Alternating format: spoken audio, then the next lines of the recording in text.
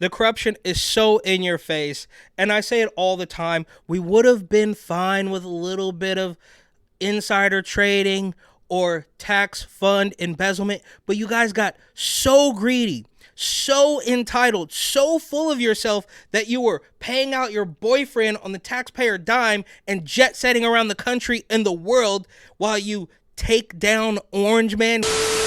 What is up? My name is Eric. This channel is called Report and Opine. I am back. This, of course, is the epicenter for all of your current and captivating coastal elite chaos. So please hit that subscribe button, like the video, ring the notification bell, leave a comment or two, share this with a friend. Let's go.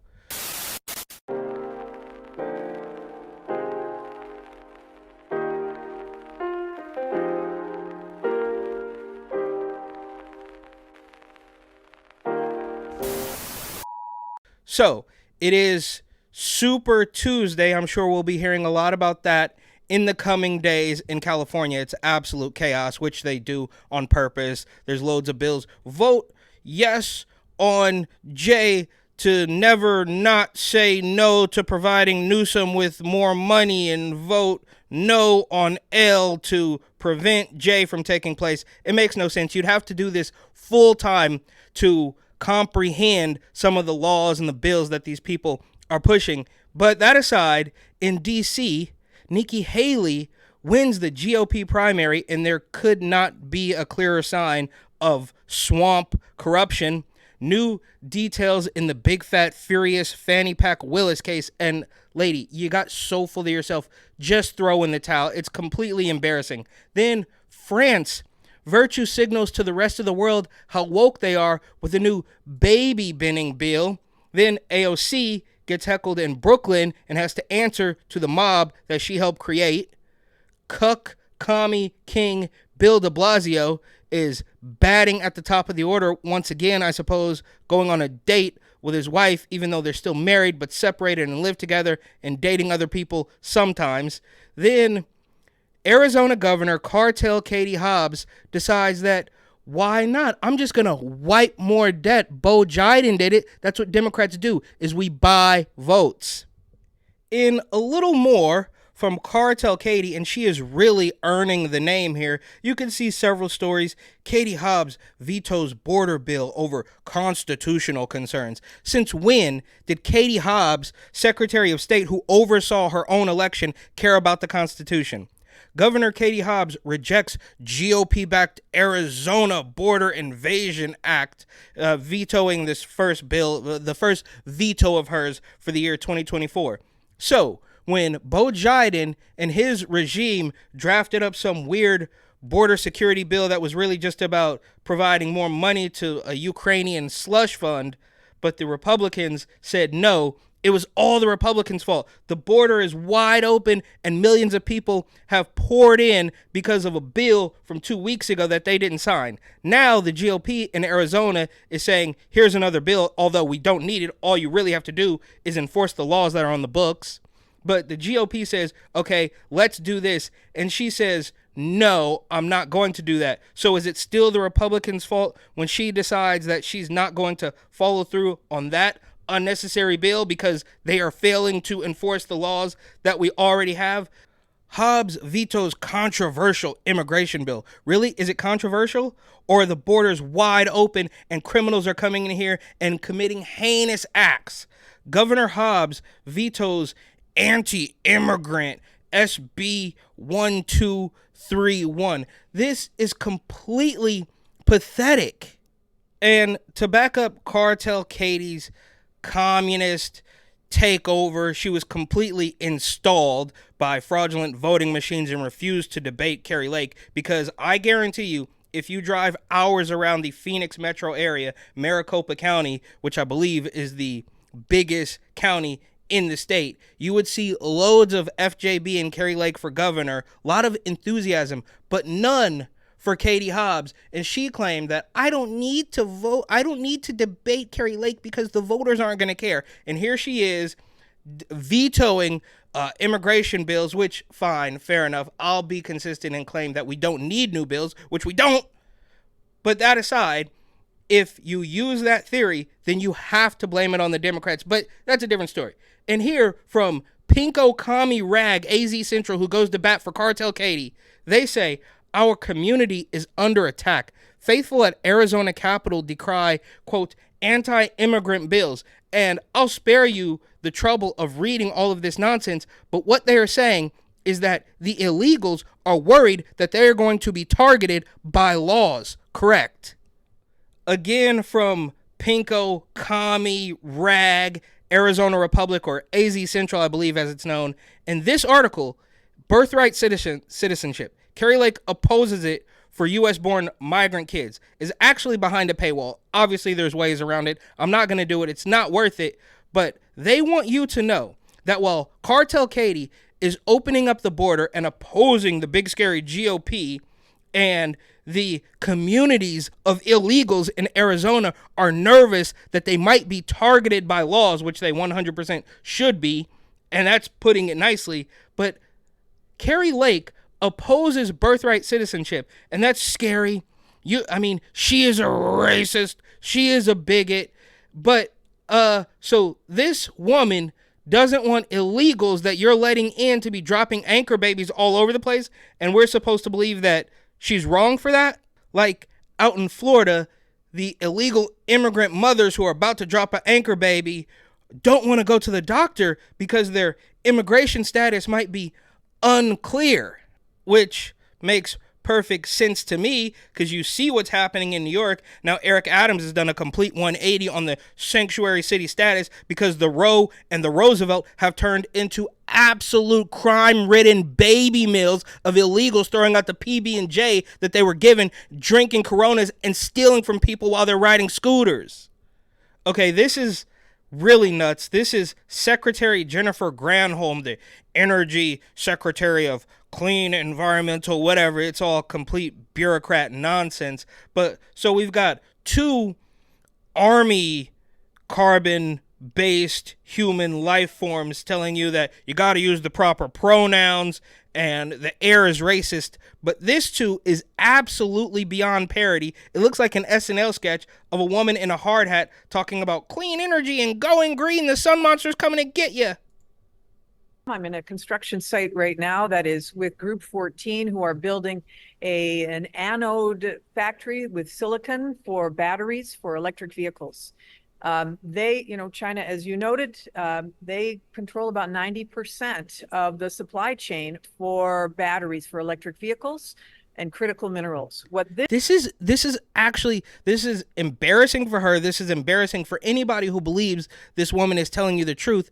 And this is right. This woman in a yellow vest, in a hard hat, in a warehouse. It looks like a green screen, but this is absolutely on par with two dudes in ladies' army outfits telling you about pronouns and climate change. We gotta go electric, go green, the sun monster's coming to get you, and bin your baby, cut your kid's dick off. It's ridiculous. This company is doing, and this is with help from the bipartisan infrastructure law, thanks to the president's Invest in America agenda. They are... Who does she think this is convincing? Oh, the president's bipartisan infrastructure law. Who is this for, bro? These people are producing anodes for batteries that don't have graphite. Graphite is one of the critical minerals that China has had export. This is absolutely laughable, and this is what they think of us. They think we're this stupid. This is why they're constantly saying, "Well, black people wouldn't vote for Donald Trump." What are you, an Uncle Tom? This is the same thing. Like, how can you not tell that we're helping you and we're going green? I'm triggered. And just for good measure, this is from 2021. So now in 2024, this woman, Granholm, is cosplaying in a warehouse telling you to go green and buy an electric car. But then Biden Energy Secretary nominee Jennifer Granholm has millions in energy investments per new filing. Granholm's ties to the industry are expected to receive close scrutiny. So they are throwing it right in your face, hoping you don't notice and telling you that I'm triggered. So she can do this a la Pelosi and then put on a yellow vest in a warehouse and tell you that the most important thing is green energy. And because it never ends with greaseball bang your wife Gavin Newsom, he is catching some heat. Some people are noticing that in this California minimum wage hike, one of his buddies who owns Panera Bread or several Panera Breads doesn't have to do it. And I'm not exactly sure what the play is here. So Newsom says, oh, that's not the case. I'm not doing that. But what's the goal? So you want to put Panera out of business because nobody's going to work at a restaurant that is not paying the minimum wage? Or you're trying to put the rest of the restaurants out of business because they're not going to be able to afford the $20, $30, $40, $50 minimum wage? And you can see here in this video, Newsom has this smug entitlement like all of these greaseball scumbag Democrats do. Like, why are you even asking? That's not the case. And he dodges the question, but this guy who's actually pretty good pushes back on Newsom, and he does well for, a local mainstream media reporter, especially with NBC. That's right. Well, first, the clock is ticking for the governor of California, who was in San Fernando today, touting his effort to build facilities for the mentally ill. The governor has argued. And yes, for the 100 millionth time, Gavin Newsom is spending millions of dollars promoting yes on Proposition 1 so he can get control of $6.3 billion to build some safe injection site or whatever. It's all a complete scam, but that's not even what this is about. It just never ends with this guy. For Proposition 1, a $6.4 billion bond issue is what he calls a game changer in the effort against chronic homelessness. But while the ballot measure has been the governor's priority, his efforts have been diverted by that controversy you mentioned, Kathy, involving the state's new minimum wage law for fast food workers. Under the law, the governor signed last year, the food workers that it's a friend of Gavin Newsom who doesn't have to pay the $20 an hour minimum wage. But it turns out, A, it's not true. He never talked to me about it, period, full stop. So it's an absurd story. Oh, it's not true. Never talked to me about it, period, full stop. This guy is so sleazy. Talk to you about it. There were some discussions around bakeries and this and that, but in relationship to this story, it's absurd. It's a coincidence that that this new minimum wage law did not impact a campaign contributor of yours. It does impact. The Restaurant Association just came out with a statement saying it does impact. The backup to that, so here's the problem, is that the law impacted just those who work for fast food restaurant chains. There was a provision in it that singled out those who make standalone bread products, bakery products, and that it appeared, according to Bloomberg News, who did a deep dive into it, to have helped the governor's friend, a guy named Greg Floyd, who is runs 24 different Panera Bread restaurants in California. The governor, as you saw right there, pushed back on that, saying that a new analysis of that bill says they would be covered by that minimum wage law. But, he's quite. It appeared it is still somewhat concerning that the governor's friend, an individual who has contributed to his campaign, appeared at the outset to have benefited from this law. The governor says that's not the case, but others have said it's going to be up to the courts to interpret it. But once again, we'll have more on that at 6 and the full interview. Okay, so, yeah, we can't prove this concretely, but is it out of the realm of possibility? In fact, I'd say it's highly likely that greaseball, scumbag, bang your wife, Governor Gavin Newsom, who was out at the French Laundry while telling you not to leave your house, it's quite clearly rules for thee, but not for me. So if anybody thinks for one split second that Gavin Newsom is going to take $6 billion and fix the freeways and fix mental health and fix the homelessness crisis, which he said he was going to do all the way back in 2008, and it's only got exponentially worse, he would never carve out an exemption for his buddy in a completely heavy-handed communist law that's been passed. So while he is trying to scam Californians on Prop 1, he gets caught up in another scam that he's running with his buddies out at Panera Bread. And I mean, the list goes on, right? From when he was drinking, he was an alcoholic, he was sleeping with his wife's friend, he was ruining San Francisco, he's graduated up the ladder to where there's people like Bill Maher who believe that Gavin Newsom is good for the American, and for the American people, I should say. And I can't, you can't unsee this, bro. How does anybody pay even a tiny bit of attention? You don't have to be eyeball deep. You don't have to be in the weeds to realize that Gavin Newsom is a completely dishonest hack, to put it nicely.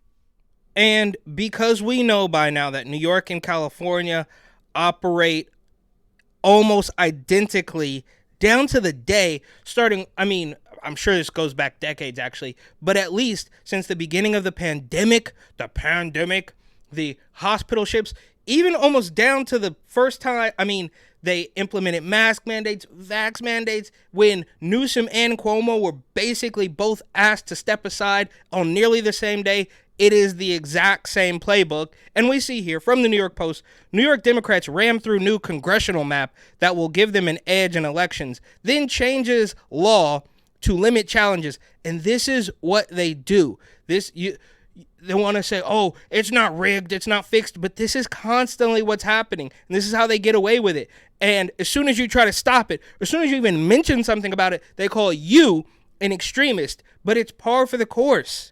Think about the small handful of criminal politicians in California and New York. Just recently, the city councilor in LA who was part of the abandoned complex, the abandoned development that got covered in graffiti, Lieutenant Governor Brian Benjamin, who was directly under Kathy Hochul, Cuomo himself who stepped down, Newsom's on his second recall attempt. These people are completely corrupt. They're telling you, Kartel Katie Hobbs, she did not win that election, and now she's saying, no, we need to leave the border open because some of the illegals are scared. It doesn't make any sense. And they're telling you, they're presenting it to you right here. We're going to change it. We're going to change the rules. Like Tiffany Henyard, who says, well, if I don't win this next election, then the salary goes from $250,000 down to $20,000. They're doing it right in your face and daring somebody to stand up and say, no, that's enough. And I guess that's why they really hate Trump the most, because maybe, just maybe, he can put some people in places to put an end to this. The corruption has become so brazen, so in your face, so insulting. People are finally starting to wake up to it, and the lawfare, all the corrupt judges and lawyers and DAs all over the place, they're all falling flat. The spaghetti is hitting the wall and sliding down to the floor. But now these weirdo MS-13, DNC, CIA, CNN talking heads are starting to realize that, oh, all of that stuff isn't going to work, and people are maybe we have to convince them to vote against Orange Man. And here's the best one. This is Chris Hayes naming all of the things they've tried to do to take down Orange Man, and then coming to the realization that, oh, we have to actually beat him. And they know that if it is all on the level, they do not stand a chance. There are a lot of folks who believed that there was some kind of method of accountability, some would-be hero that was going to save us from... Yeah. We thought that we were going to be able to end this via lawfare because most people actually like Trump better than Bo Biden, but we were just going to put him in jail. That was going to be our save-all. The dictatorial monster in the Oval Office. There was, remember Michael Avenatti, the lawyer for adult film star Stormy? Yeah, we used to love this guy. Now he's in jail. Daniels. Avenatti is currently in federal prison, serving a 14-year sentence for stealing millions of dollars from his clients. Then it was Special Counsel Robert Mueller, the investigation into connections between the Trump campaign and Russia. And of course, in that report, Mueller's report failed to find sufficient... Oh, because the Russia collusion was a hoax, and we all know that now. And this guy stood up there, boy, I can't recall. That's not in my purview. These people are all so disgusting. Evidence of a criminal conspiracy. Manhattan District Attorney Alvin Bragg brought his case against the former president in connection with those hush money payments to Stormy Daniels. The outcome seems the most up in the air, but it's also probably going to be the only one to actually go to trial before the election. Jack Smith brought indictments against Trump in the Mar-a-Lago documents case, which, if you read the indictment, seems open and shut, and Trump's efforts to steal the 2020 election, thanks to Trump-appointed Judge Aileen Cannon in Florida. They are mad at Trump's efforts to steal the election while they literally admit via Time magazine that there was a shadow campaign that saved it. So when you actually steal something, we're not worried about that. but Donald Trump trying to stop that, and maybe some of his supporters hoping to end that corruption. That's a crime. We're going to throw everything at him. None of it's going to work. And now we realize that, man, I guess voting is real. I don't know. Who's to say? And now the Supreme Court, it's likely neither trial will happen before November. Letitia James achieved one of the only legal wins against Trump. Trump is appealing. He has not paid a cent yet. E. Jean Carroll successfully sued him for defamation. Here's the thing, most important thing. The only thing that has ever worked to stop Donald Trump is you and me. And I mean that in the sense of the will of the voters. Americans, the pro-democracy majority in America, showing up at the polls and in the streets and in civil society to protest Donald Trump and to vote against him. This is crazy. These people are finally coming to the realization, well, we tried to stop him by quite literally throwing him in jail, but it didn't work. So now this weirdo establishment hack, shill, champagne socialist libtard wants you to know that you got to go out and vote. And these are the people, right? These are the liberals that could never, even if they wanted to, take their own side in an argument. This guy will call everything racist all day and then sit up there as the, B-list Rachel Maddow, pretending that, well, everything's all racist except for me and Bo Biden and Gavin Newsom. We're the good ones. Democracy he wants to badly to destroy. That is the only way that this will end. The democracy that he wants to destroy, while we're actively trying to destroy it by ending this campaign via lawsuits. And here is his big brother, Richard Madcow, saying basically the exact same thing. We tried to throw everything at him via corrupt judges and lawyers and DAs, but it didn't work, so just please vote against him. The courts are not going to help. The law will be a sidebar to the main decision. You will make this decision. The only way this decision will be made is by you picking one, by you volunteering and donating and campaigning and deciding it matters enough to you to not only vote, but to help your... These people are completely rabid, and I constantly feel like they're so evil and corrupted, but maybe they really are just this stupid, and now realizing that, yeah, all of our attempts to eliminate him from the ballot because we knew that he was going to get more votes, it's actually not going to work, and we need all of you people to ignore your truth, ignore your lived experience, ignore your lying eyes, and vote for Bo Biden, who can barely put a sentence together because orange man bad. What is at stake for these people? Your candidate try to win. The Republican Party really, really is amazing right now. But the only thing that will stop them is Democrats winning instead. Yeah. Oh, wow. This is just ridiculous. That is how it's supposed to be, right? You're surprised that all of your everybody knew from day one, since the day that man came down the escalator, since Inauguration Day, when the Washington Compost was talking about impeachment, every single one of those things was fake. You turned it into absolute hyperdrive because Bo Biden looks worse than ever before. And now, well, I guess we're just going to have to beat him at the ballot box because of all our illegal election interfering tactics aren't going to work. Period. Full stop. Thank you, United States Supreme Court, for the clarification. The campaign. Yes, correct. 9-0. They told you in a very clear way that you cannot do this. And now you realize, the Supreme Court doesn't work for us. Oh, Clarence Thomas has internalized racism. We didn't know it already. The campaign starts now. And here's possibly the best one. This is Colorado Secretary of State Jenna Griswold. Now, we also remember that Katie Hobbs was the Secretary of State in Arizona, and she oversaw her own election, even though there was zero enthusiasm for her, and she couldn't be bothered to debate Kari Lake. But I digress. I'm getting triggered. That's a different story. Here we have Miss Griswold pretending that, well, Colorado made the right decision, and now she's realizing that this fight cannot be won via lawfare, and I guess this is surprising to her. My larger reaction is disappointment. I do believe that states should be able, under our Constitution, to bar oath-breaking insurrectionists. Oath-breaking insurrectionists. Now, this is just a little clip, but in the entire interview, I don't know, it goes on for 10 or so minutes, she says oath-breaking insurrectionists like 10, 15 times, because that's what they do. They come up with a little buzz phrase, a little Democratic doublespeak dystopian euphemism, and beat people into submission with it. Oath-breaking insurrectionists, as though the NYPD who were kicking kids out of Applebee's weren't breaking an oath. But again, I digress. Different point. And ultimately, this decision leaves open the door for Congress to act, to pass authorizing legislation. But we know that Congress is a nearly non-functioning body. So ultimately, it will be up to the American voters to save our democracy in November. Oh, okay. I mean, this woman got the crazy eyes, everything.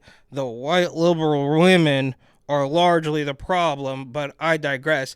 And, it's going to be up to the voters to save our democracy.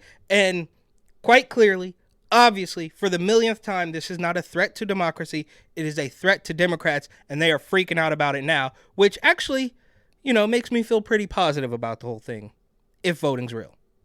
And as we examine all of the different ways, well, not all of the different ways, there's literally no chance we could find out how deep this rabbit hole actually goes, but in a non-conspiratorial way, Facebook threads and Instagram went down on Super Tuesday, only a week or so after AT&T and some other cell phone carriers went down. But I'm sure there's nothing to see here. It has nothing to do with voting. Just like in Arizona, all the voting machines magically went down. But anybody who tries to leap to a conclusion of corruption is just an extremist. But I guess on the plus side, maybe the world was a better place for a couple hours while Instagram was down. Perhaps we were actually better off in 2002 when everybody was playing Snake on a Nokia. So there you have it. The corruption is so in your face, and I say it all the time. We would have been fine with a little bit of insider trading or tax fund embezzlement, but you guys got so greedy, so entitled, so full of yourself that you were paying out your boyfriend on the taxpayer dime and jet setting around the country and the world while you take down Orange Man Gavin Newsom wants $6.3 billion to fix homelessness, which he claimed he had a 10-year solution for all the way back in 2008. I mean, this is absolutely ridiculous. You got Energy Secretary Granholm LARPing as a warehouse. I mean, this is just through the roof. And of course, all the mainstream media, CIA talking heads, I guess, in their defense, if I'm going to give them the benefit of the doubt, they are just really stupid and now realizing that this entire thing about saving your democracy had nothing to do with lawfare. Chris Hayes there named off almost every single case that Donald Trump is fighting in as a Democratic effort to get him out of there, and saying, none of that's going to work. You have to vote. And they know people don't want to vote for Bo Biden. You guys should have swapped him out months ago. That, too, is a different story. And all that said, here's a funny clip. Police officers in Lancaster, Pennsylvania, were asking people to be on the lookout for a man who robbed a store. And I think we do have his description. Can we take that? Let's take his description.